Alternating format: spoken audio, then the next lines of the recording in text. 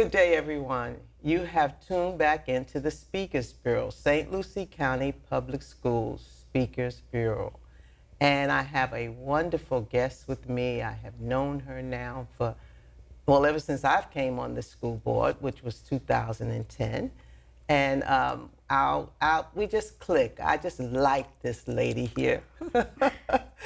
And, for those of you that have not listened to the Speakers Bureau before, and this is your first opportunity, we come to you in order to enlighten, inspire, motivate, and encourage our students first, but also our parents and community wide.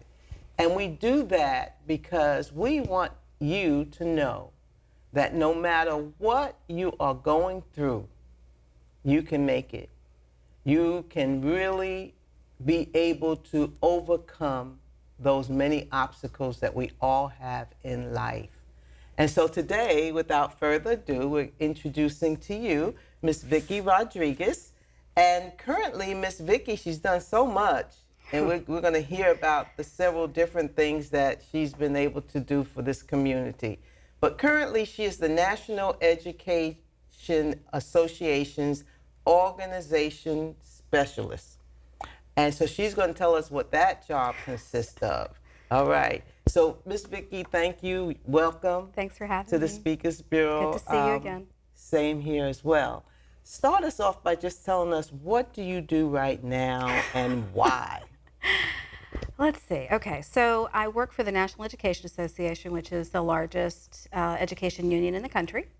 And I am an organizer. And so what I help people do, educators all across the country, is organize around issues that are important to them, excuse me, and help get their voice heard. I mean, that's sort of it in a big picture. Smaller scale, help teachers and paraprofessionals and bus aides and whoever else have better working conditions, good pay, help ensure that there's equity in schools across the country, all of those kinds of things. That's what we're all about. And why? Why do you do what you do? You could be doing anything that your heart desire. Why this? Well, I'll tell you a story. How about that? So when I was really little, my parents took us to a farm. I guess it was in upstate New York. It was kind of like a farm stay kind of thing. So we didn't have like a traditional vacation. We sort of worked on the farm and got to stay on the farm.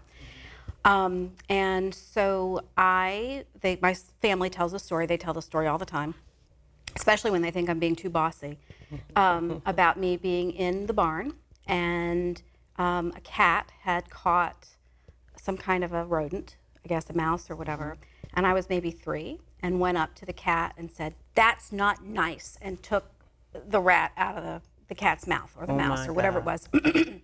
And so I think just deep down in my personality, for me it's about seeing injustice and equity and trying to do what I can do to rectify that. And throughout my career, whether I was teaching or as a union president or even in the community and stuff, that's sort of my voice. That's what I use my voice to do. So.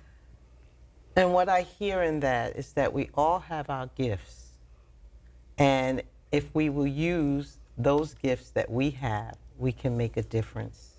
That's exactly right. You have to find where your sweet spot is and what you feel comfortable doing. And now, for a long time, I didn't feel comfortable doing that, and I had to really force myself. But you know how to take a rat out of a cat's mouth, so therefore that you tapped into that.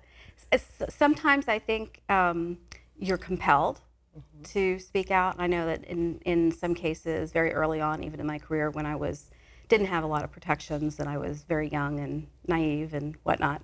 I did things just standing up for what I believed was right and took those risks. And sometimes you just have to do that and you kind of hope that it's all going to turn out okay because you're doing the right thing. Well, when you say that, I think of how we need to recognize the treasure that's in every child. We're Kids at Hope District. And I practice that every day with children with my after-school program. And we're in a summer program right now where we recite the Kids That Hope Pledge every day. And then we come back to the kids and recite the Treasure Hunters Pledge. And as I hear your story, I think about how important it is that we can tap in to every child. Like, look for the treasure. That's what the Kids That Hope says. Look for the treasure in every child, and tap into that treasure. I have a young lady right now that she talks nonstop, and she's moving all over the place, and that's her gift. Now, how do we take that gift and mold it for her to help her push on in life and be successful in what she's been meant to do?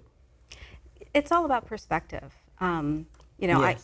you and I were talking about your grandson, my son were friends way back when, and one of his teachers, all the kids got an award at the end of the year, you know, for whatever, and she was just absolutely wonderful. And he got an award for always bringing joy and music to the classroom, because he was always tapping and singing while he was working. But you know, it's a way of looking at things, like just turning it a little bit and going, okay, what's your perspective? Like, is that could be an extremely annoying thing, or it could be something that you go, you know what, that kid's always smiling and tapping away and happy. So it's, you know, you have to find that with kids and figure out, you know, hey, you know what, that skill that you have that, you know, drives me crazy right now is going to come in handy. Right. And so later many on. times adults, instead of their perspective, they see that as, that's a bad kid. That kid is always doing this, you know. And they label the kid, and then the kid begins to believe it themselves. So just when we flip that, and we can give them that positive insight on themselves, then we flip it to the positive for that child in life, rather than them seeing themselves as a bad kid. And many times our parents, not meaning any harm, will say certain things to kids, and, you know, that's my bad child over there, you know. And I was like, you cannot say that. That just irks me, something terrible. So now that you've told us about what you do, take us back into your childhood, because we tell stories, our stories. Stories are powerful. And we tell our own life stories here on the Speakers Bureau to help encourage someone else. And the things that we might be challenged with even today. Because many times people think they're by themselves until they hear someone else's story that they can relate with. And what I love about the Speakers Bureau is I get to hear stories myself that help me. And so if it's going to help me, I know it's going to help others. So please share with us. Okay. So I told you earlier about, you know, going to the farm. My parents, I'm a first-generation American, and I'm a first-generation college graduate. Okay. Neither one of my mother had a 8th grade education. My father finished what was considered high school. Where are you from originally? I was born in New York, but I've lived in Florida all my life. So, Okay. but And my your parents were both from Italy. Okay. And so there's other children of immigrant parents can probably relate to, and maybe just in general, there is a need by, you know, immigrant parents to have their children do better than they were in their perception. But then there's also this, teachers know better, the world knows better. I'm just here to, like, make sure you're clothed and fed and whatnot. So my parents were pretty hands off as far as, like, school and those kinds of things. We were sort of on our own. I have 2 sisters. So the voice in my head, you know, that voice was what propelled me. And that voice kind of always said, well, how come you didn't do better on this? And that was not their way of putting me down. It was just what they felt like their motivation, you know, motivating me. So I've always been a perfectionist as a result of that. But a perfectionist that's probably pretty insecure. So, you know, that sort of propels things. Typical kind of growing up, you know, South Florida. all the things that go on. Went to college at Florida State, and I knew I had to get a scholarship if I was going to go to college and not work. And before that, worked all through school. I got a full scholarship to Florida State to be a teacher. At that time, there were something called a Chappie James Scholarship for most promising teachers. And the agreement was we pay for your college, and you teach for 4 years to basically pay off your college. And so I did that and found St. Lucie somehow and taught here, never left. I was an English teacher and curriculum what grade? specialist. I taught 10th, 11th, and 12th grade. And I did leadership and yearbook, all the things that you do as a high school teacher. And then moved into leadership in the teachers union and was the vice president and then the president. And then moved into working for the state union and now the national union. And that was definitely not a path that I thought ever. It never even crossed my mind that I was going to do that. And sometimes you just have to follow where that windy path goes. Did you have a teacher in your life who influenced you to the point that you remember them and what they did to influence absolutely, you? Absolutely. There were two. Okay. One was Philip Bassford. He was my 5th grade teacher and was the most affirming, kind, creative teacher I ever had. And the first male teacher I ever had, and was just a wonderful role model and human being. And that was what I needed at the time. And that's what all of our children need absolutely. at the time. Absolutely. Yeah, whether they're kindergartners or they're 12th graders, they need that type of educator. Yeah. He was affirming in a time period when there wasn't a lot affirming going on. And then high school English teacher, I feel like I modeled myself after her. She always kind of would not accept that I wasn't going to go to college, would not accept that I wasn't going to be a teacher and do what I wanted to do, and remained friends and close to her until she passed away. And still, she's still an influence for me. So, what are you most proud of? Or maybe I should say something that you did that you're glad you did it. This is a loaded question because, I could talk about my union work. There's a lot of things that I'm proud of in my union work. But one of the things I did, because, teachers don't get paid enough, I had to work a second job. And I worked for IRSC in the adult ed department, teaching speakers of other languages English. At St. Anastasia way back in the early 90s when we were a much more agricultural community. And so all of my students were mostly Mexican men who were trying to learn English to just be able to, pay bills and do what they needed to do. And what always struck me is, so our class started maybe 6 or 7 o'clock, I don't remember, it was 2 hours. These folks would work all day long, literally, from 5 o'clock in the morning, hard work, not easy work. Would go home, if they got to go home, maybe eat something quickly, take a shower, and then they would come to class for 2 hours. And many of them had like little stubby pencils because they didn't have, even supplies to do, but they knew that they wanted to learn English. And as much as I enjoyed, teaching high school, that was truly, that experience was a gift for me. I met so many wonderful, wonderful people. And I continued to do that. I taught citizenship classes and was really connected to the Hispanic community in this area because of that. As I hear you say that, I think about how important it is to be a voice for those who have no voice. And how, oh gosh, now I'm going to get teared up. I told you not to do this to me. I told you not to do this. Well, that's been my whole life has been a voice for those who have no voice, Yeah, I understand. And being that bridge to help them cross over. And you look at, people are beautiful. when I say that, I mean the different types of people, the diversity in people, the culture in people. And part of my part, which I don't know if I'll ever get to do, but I love traveling just to experience the cultures, and I haven't had enough of that yet. And then with COVID hit, and that didn't help last time. But I've met some wonderful people from all walks of life. I did missionary work in Haiti for 20 years, back and forth, and developed schools and developed churches.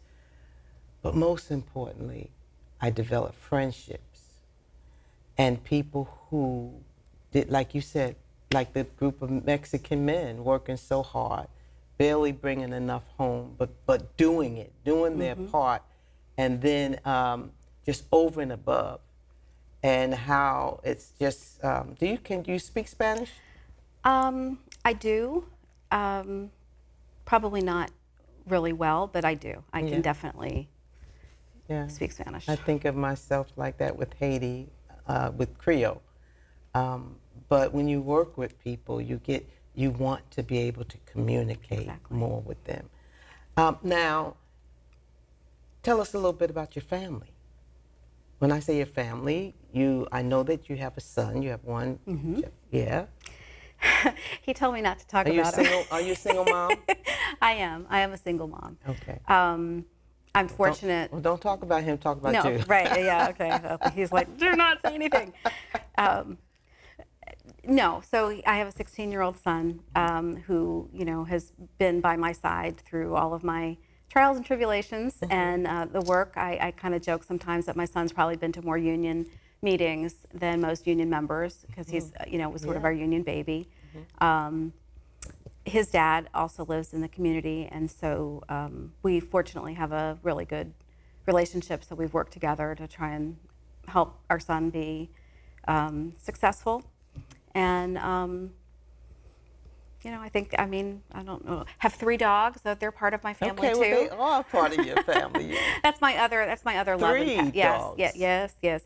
I had 2, and then what happened was, I was supposed to just foster this one little dog, and then it was going to be fun. We were going to have little puppies, and we'll foster little puppies and send them on their way. But I was a failure the first time, and I knew that I can't do that again. So she ended up staying with us. So that's my other love is animals. I'm really an animal person. So okay, great. What is your favorite music? I love all kinds of music. I do. That's a good answer. Yeah, no, I do, except for opera. I had to listen to that when I was growing up, and I'm sorry if there's opera fans, but I just can't. Okay, and books. Are you a reader?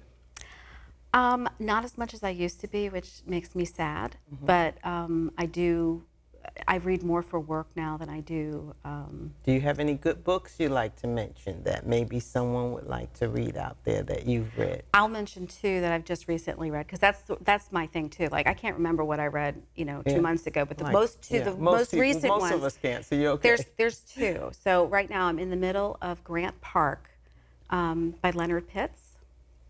He is a columnist for the Miami Herald, been a columnist for the Miami Herald forever, writes these wonderful columns, very much so about race and equity and whatever else.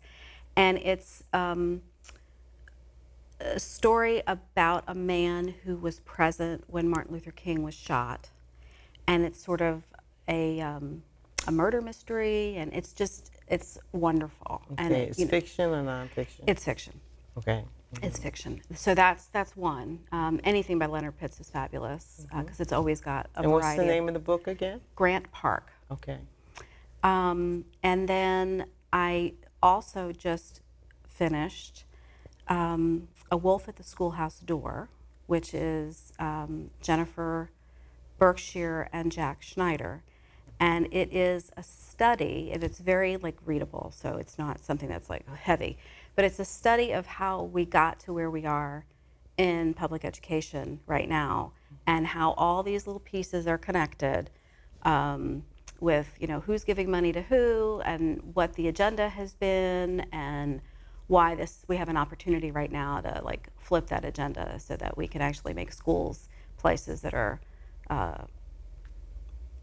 equitable and level the playing field for kids. So those are my two that I just They recently sound read. very interesting. Yeah, Wolf at the Schoolhouse Door. I'll actually bring you my copy if you want to read it, because it's all the things that we know in writing from an educational historian. You go, yeah, I knew that. Absolutely, I knew those two were connected, and I knew that's why they were doing that. Yeah, and it's all across. They did a study all across the country of all the little things that keep popping up. And I would love to read it it's next. wonderful. I love reading. How do you spend your free time? Well, one of the things I got to do during COVID was put in a pool. Okay. So, which is like a lifelong, I'm a water baby, so being able to swim. But I mean, I read, I have wonderful friends, so I like to spend a lot of time, and I cook. Try not to eat what I cook, but I do cook. What is you mentioned your educational background. How did you end up going in that direction, which is teaching?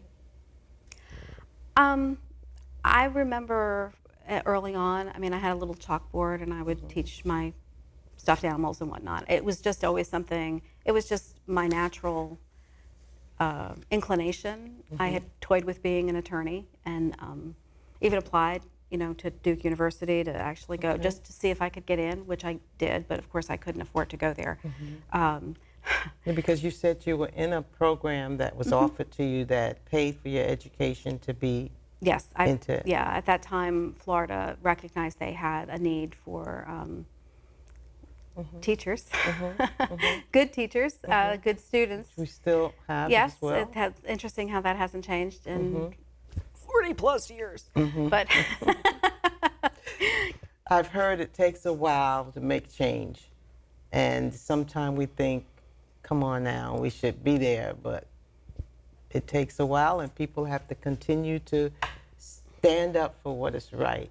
absolutely, And, even when we get pushed back a little bit, because I think right now we've been pushed back a little bit. So yeah. So who do you admire most in life? I probably should have scratched that question off, because it's really hard So to many? to answer. Yeah, I mean, like my head goes to famous people. I mean, whether people love her or hate her, I'm an Oprah You're Oprah? fan. I do. I can't help it. Okay. But I don't know. I mean, there's some political people that I admire just because of their. And why do you admire Oprah so much? Give us some reasoning. Because she behind it. has overcome just incredible odds, Yeah. is so positive, which is hard to do. I mean, I have to work at it on a regular basis. I read a lot of psych books to keep me where I need to be at, Yes. including my Bible. There you go. There you go. And I think she just constantly pushes people, but in a way that is not challenging and makes them feel like, oh, okay, maybe I can think about this without having to fight back against it. And I think she's been doing that for a really long time. So I admire that. Okay, I want to share somebody that I admire. And I think of her as my hero, Harriet Tubman. And my reasoning behind that is because once she got to freedom, she could have stayed safe, but she went back so many times back into the South, risked her own freedom. They had a boundary over her head, and yet she was able to successfully make her journey every time. But the other, and this is a group of people who I admire, is the Underground Railroad. Because if it wasn't for those folks who were mostly white, but there were also blacks that had their freedom, that developed this tunnel, this way of getting out. And if it had not been for these people doing what they did, where would we be today? So she's my top hero of all times. And she was a woman on top of all that, right? It's interesting about what you just said, and it just clicked in my brain, but it's all those small individuals doing their part to make a bigger, Yes. and that's kind of how I look. I don't Yes. consider myself, Yes. even the fact that we're even having this conversation, I'm not important enough to be sitting here, really, honestly, in the grand Neither scheme am of I, life, you know, right? but But the small little piece that you do, that gets, all the little pieces together, kind Yeah. of. Like the woman who had 6 kids and yet took another child in that was not hers, Right. and actually went out of her way to go to that child's program to encourage that child. Right. So we Exactly. all do our part to make a better world. If you were president, what is the first thing you would do and why? Ooh. Well, wow. I would do something about healthcare in this Okay. country. And I know, like, I had another guest who said that. yes, there is nothing more frustrating in the world to read or hear or see people who need health care, medical treatment, make decisions about what they can and can't have. And we supposedly are a country that cares about its people. We're supposedly, a civilized nation. And to let people die even when there's the ability to help them because they don't have the money to pay for it is just reprehensible. It is. To me. It is. So. How would your friends describe you? I think they would say that Yeah, I'm. now you have to stand outside of yourself. Here. I know You what have they to- would say because they tell me Okay. all the time. I think You got good friends. I do. I'm really fortunate. I think they would say that I'm fun to be around, and that I am passionate, and loyal, and really loyal, Oh, that's good. almost to a fault. Well, we've got about a minute and a half to go. This was not painful. This is great. I didn't cry or anything. No, I made sure that I didn't Thank do you. that. At one point, I Awesome. was going to take you there. Nope, we got to pull back pull over her here. right on back. No. Did I ask you how do you spend your free time? Was that the pool You that did. you told me that? Yeah. I didn't have a very good And I answer because think I don't house have a lot of free improvements time. and- but that's I don't have a lot of great. free time. I mean, that's really great that you're doing that. And also, what was one of your most defining moments in life? It actually was pretty recent, which is when I left the state union to move into my new job. Oddly enough, I'm not really a risk taker, and there was sort of failure in as part of that as well. And I've been saying this to myself for many years, but you just gotta take the leap and jump, and if you don't, come out on the other side, and you kind of go, okay, well, I didn't die, so that's good. Yeah.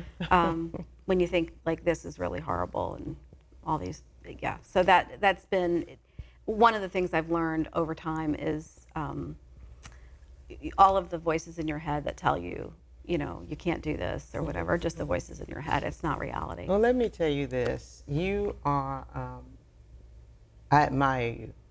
Well, same here. I you admire too. that you are a fighter, that you stand up for people who have no voice, and that you represent a very important group of people, and that's our educators. Who, without our educators, we'd be in trouble. And so, and I'm an educator at heart. I know you I've are. done several things that I keep finding myself educating. So thank you so much for your time. We ran out of time. Thank you so much for having me, and thank you for not making me cry. You're so welcome, my friend. Thank you so much for coming and joining us today. Ms. Vicki Rodriguez, national, on the national level of helping our educators and our school organization. And we appreciate her very much, and we're so glad she took the time to come to the Speakers Bureau. See you next time.